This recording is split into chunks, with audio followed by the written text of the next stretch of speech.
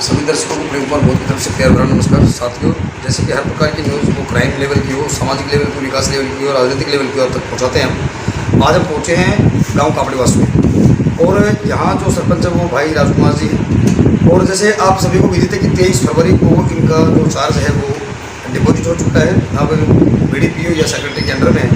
आज भाई से हम जानना चाहेंगे कि पिछली योजना में जब यहाँ पर सिटिंग MLA थे वो थे भाई रणधीर सिंह कापड़ीवास जो भारतीय जनता पार्टी से थे। अभी जो सिटिंग MLA है वो राव चिरंजीव राव। तो भाई से आज हम जानना चाहेंगे उनकी योजना में कितना विकास कार्य हुआ, शासन से, प्रशासन से, सरकार से कितना सहयोग मिला। सर साहब नमस्कार। सर सबसे पहले तो हम आपका BPA न्यूज़ जोड़ने पर हार्दिक स्वागत करते हैं पूरे गाँव का, पूरी सेंट्रल कमेटी की तरफ से। BPA चैनल का हार्दिक स्वागत है। गाँव में आए हैं, हमारी समस्याओं को आगे भेजेंगे।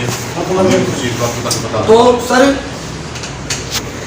23 फरवरी को आपका चार्ज वो खत्म हो चुका है, तो कितना क्या कुछ विकास कार्य हुआ जो आपकी ही योजना में हुआ, पहले नहीं हुआ? 1 करोड़ से ऊपर हमारे गांव में विकास कार्य हुए हैं जी।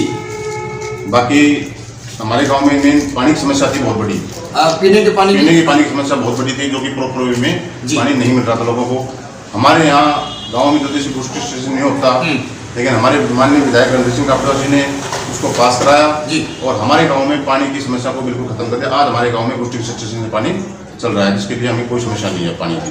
सर पानी की निकासी का क्या प्रबंध है? पानी की निकासी नालियों से हो रही है।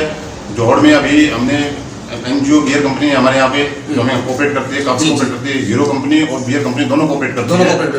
और बियर कंपनी से हमने जोहड़ की सफाई करवा दी थी पूरी, और डिपार्टमेंट ने ये कहा था एक्शन पंचायत राज ने कि इसको हम लेंगे और 3-point सिस्टम बनाएंगे। और जब हमारा रोड बनने लगा गाँव को फिरने वाला PWD का रोड है, इसके नीचे जो पाइप लाइन थी सीवर की वो मैंने अपने पंचायत भवन से डलवा दी थी, लेकिन जहाँ तक डली थी उसके आगे जो जोहड़ तक पाइप डालनी थी वो आज तक नहीं डली है जी। उसका टेंडर हो चुका, ठेकेदार आ चुका, उनकी मशीनरी खड़ी है। हमने 1 किला अपनी पंचायत में जोड़ खोदने के नया उसको पानी भेजने के जोड़ किला भी दे दिया, लेकिन वो पंचायत डिपार्टमेंट सरकार जो है वो वहीं की वहीं सरकारी कार्य अटके हुए हैं, ना कोई एक्शन ध्यान दे रहा है ना कोई ध्यान दे रहा है। बार बार उनको कह चुके हैं, हाँ हम कह टेंडर हो गया, मशीनरी आ चुकी खड़ी है, 1 महीने से खड़ी है, लेकिन काम शुरू कुछ नहीं हुआ, काम नहीं हुआ है। तो सरपंच साहब अभी आपको ज्ञात होगा, आपने भी पढ़ा होगा, 1952 में आज़ाद हिंद के अंदर जब पहली संसद बनी तो संविधान निर्माता बाबा साहब डॉक्टर BR अम्बेडकर एक बिल पास कराना चाहते थे जिसका नाम था हिंदू कोड बिल। और हिंदू कोड बिल क्या था? महिलाओं को समानता का अधिकार, और तत्कालीन सरकारों ने उसको देने से मना कर दिया। उसके बाद में बाबा साहब नहीं चाहते थे कि जम्मू कश्मीर का अलग संविधान हो, अलग फ्लैग हो, क्योंकि बाबा साहब एक राष्ट्रभक्त थे और उनकी थिंकिंग थी कि पूरा भारत का एक ही संविधान हो, एक ही फ्लैग हो। लेकिन वो भी उनका प्रस्ताव नहीं माना गया, इसलिए हरासमेंट होकर के बाबा साहब ने इस्तीफा देना पड़ा। उन तीनों बिलों को 60-70 साल के बाद में नरेंद्र मोदी ने एक झटके में खत्म कर दिया, चाहे वो 3A हो और चाहे वो महिलाओं को 50% आरक्षण हो। क्या कहना चाहेंगे इस पर? देखिए, महिलाओं को जहाँ तक आरक्षण की बात है, बाबा साहब ने चाहा था, पिछले कांग्रेस की सरकार लॉन्ग टाइम तो कांग्रेस की सरकार रही है, नहीं हुआ। लेकिन नरेंद्र माननीय हमारे प्रधानमंत्री जी ने जो जम्मू कश्मीर में धारा 370 हटाई है, अभी उसका कोई फायदा लोगों को, आम लोगों को नहीं मिला है, बाकी भविष्य में उसका मिलेगा। और वही महिलाओं की बात, तो महिलाओं को समानता का जो अधिकार दिया है, ये काफ़ी हद तक मतलब कि महिला को सम्मान दे दिया एक तरह से नरेंद्र मोदी जी का। इसके लिए हम आभार व्यक्त करते हैं जो भी उन्होंने किया है।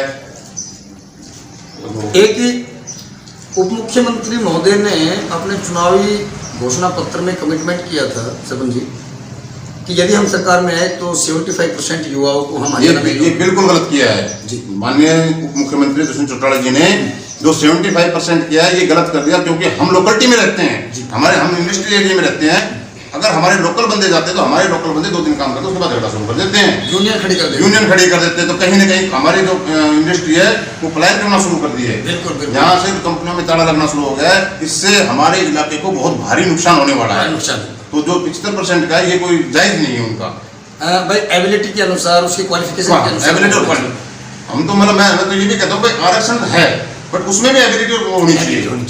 ये थोड़ी ना कि कोई आरक्षण है वो कुछ भी नहीं है, पढ़ा लिखा नहीं है, उसको आप ऐसे कुछ नहीं। उसको डीसी बना नहीं, दो, नहीं। उसको नौकरी दे दो, जो जहाँ डिजर्व करता है उसमें मैं भी हूँ, मतलब कि जहाँ जो डिजर्व करता है उसको मिलना चाहिए। एक ही सरपंच साहब अभी कोरोना पीरियड का सेकंड स्टेप शुरू हो गया है प्रदेश के अंदर जी।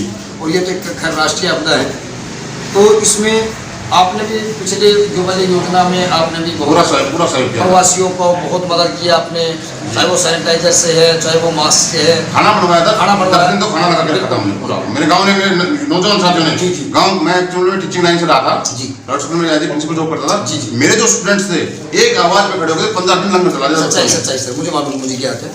तो इसमें अब हमारे दर्शक आपको 9 देशों में वॉच आउट कर रहे हैं। सरपंच साहब, अभी क्योंकि चार्ज आपका डिपॉजिट हो चुका है, आपके हाथ में एक ओनली साइन की अथॉरिटी है, नॉट एनी आर्थिक फाउंडेशन। तो अब जो कोरोना काल का जो लॉकडाउन फिर लगाया गया है, तो इसमें तो प्रवासी साथी इसमें भी दुखी हो रहे हैं। वो प्लान करके लोग कब जा चुके अभी। तो इसमें यदि आपके पास पावर होती तो आप भी उसका इस्तेमाल करते हैं, जरूर कोई ना कोई उनकी मदद करते नहीं, मदद तो अभी भी करेंगे। मदद तो गाँव में तो मेरे गाँव सक्षम गाँव है, मेरे गाँव के लोग सक्षम लोग हैं, पहले भी मदद करते हैं, मदद के लिए अभी भी तैयार है। मदद के लिए कोई मना नहीं, हर तरह से मदद के लिए अभी भी तैयार है।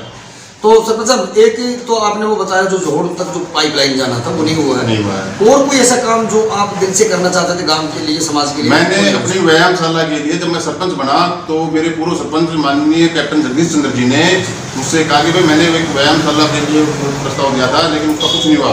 मैंने उसको कोशिश की, व्यायामशाला पास करवा के गए, माननीय रणधीर सिंह कापड़ विधायक जी ने उसके लिए ग्रांट भी पास करवा दी, लेकिन उसका कार्य आज तक भी अधूरा पड़ा है।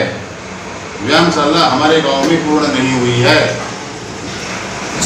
2 साल का स्टेडियम है, 2 साल 2 किले देखिए हमने, उसकी 4 दीवार हुई है, साइड का काम करता, मतलब कि काम बड़ी थी, सरकार का कुछ नहीं। एकदम सरकार देखिए तुम लोग कैसे लोगे अपना, कैसे जितना पैसा मिले उतना काम करेंगे। तो देखिए, ये भाई ने एक आत्मिक दर्द अपना स्पष्ट किया है, क्योंकि स्टेडियम खाली सरपंच साहब को नहीं चाहिए, सभी यूथ को चाहिए, सभी बच्चों को चाहिए, बड़े बुजुर्गों को चाहिए, घूमने फिरने के लिए चाहिए। या व्यायामशाला होगी तो बच्चे हष्ट पुष्ट रहेंगे, फिजिकल भी अपनी तैयारी कर सकेंगे, क्योंकि सड़कों पर बच्चे दौड़ने को मजबूर ना हो जिससे कोई हादसा हो सके।